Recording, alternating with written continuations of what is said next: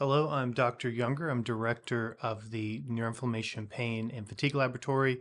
This is Veterans Day in the United States, Armistice Day or Remembrance Day elsewhere in the world. And I just wanted to give my thanks to the veterans who participate in my studies. I do research trying to figure out what's wrong in chronic disease, and I try to test new treatments. And as I've said in previous videos, every research project that I do requires human participants. And so the volunteers are essential. Men and women who serve in the military, they deal with the same medical problems as the general population, of course. But on top of that, there are unique medical issues with being in combat. The two that I look at in particular are Gulf War illness, and this is due to toxic exposures in the Persian Gulf, and traumatic brain injury, which is a result of incidences like roadside bombs that cause brain trauma and sets in lifelong inflammation in the brain that we have to find a way to reduce. And then, of course, there's increased incidences of post-traumatic stress disorder, other psychological issues, and then increased risk of cardiovascular problems and endocrine problems and musculoskeletal problems. And so we really have to solve these problems. And there's only so far you can go with animal model studies, which I don't do. So again, the volunteers make it possible to get these treatments out to the people that need them.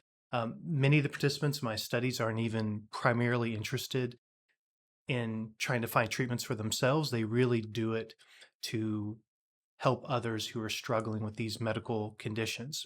So I run immune studies or immunological studies. I run neuroimaging studies. I run clinical trials on veterans. And my funding comes from the Congressionally Directed Medical Research Program, or CDMRP. And they fund research in many fields of biomedical research. So if you were in the military, if you had a friend or a family member who was in the military, just keep an eye out for the research releases that I do on this channel. We have a neuroimaging paper on veterans that I'm working on this week to get published very soon. And we have lots of immune blood data. It's very interesting. I got to finish analyzing those and get those out.